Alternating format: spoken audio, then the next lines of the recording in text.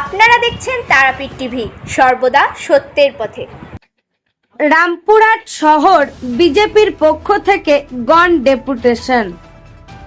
এদিন বীরভূমের রামপুরহাট বিধানসভার অন্তর্গত রামপুরহাট মেডিকেল কলেজ ও হাসপাতালের ভারপ্রাপ্ত অফিসার প্রিন্সিপালের কাছে বিজেপির পক্ষ থেকে একটি লিখিত স্মারকলিপি জমা দেওয়া হয়।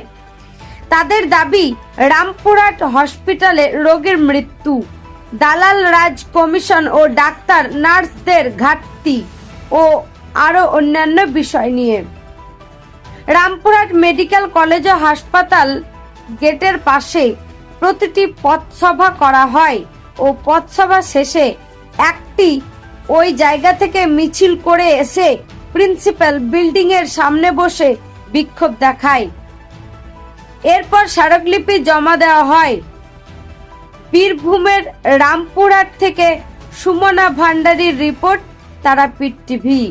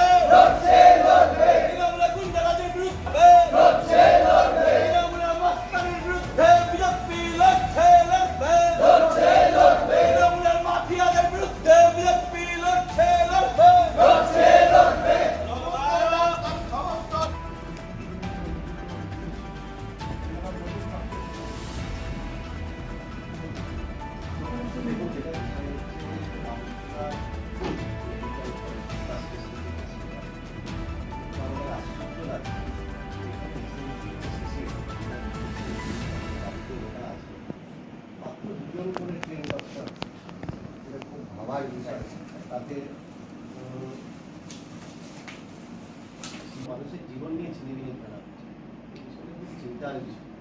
আমরা আগেও বলেছি বারবার, অনেকবার স্যারের সাথেও কথা হয়েছে, আপনার কাছে আমরা আসলে বললাম ওই বিষয়টি বুঝিয়ে আপনাদের তারা করছে, তারা যে একদমই অনৈতিকভাবে করছে তা নয়। কারণ একটা পেশেন্ট এলো, আমি নিজে হসপিটালে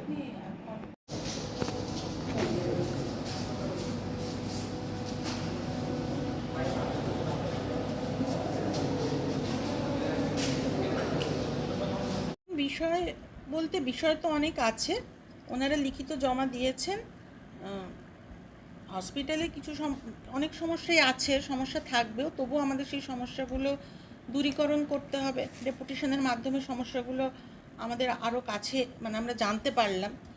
তো সেইটা নিয়ে আমরা আলোচনা করব, মিটিং করব, আমরা দূরীকরণের চেষ্টা করব। দেখুন, আমরা 16 দফা দাবি নিয়ে রামপুরহাট মেডিকেল কলেজ হসপিটালের সুপার এই প্রিন্সিপাল যিনি আছেন কাবেরী ম্যাডাম, ওনার কাছে এসেছিলাম। আমরা আমাদের যে বক্তব্য ওনার কাছে তুলে ধরেছি।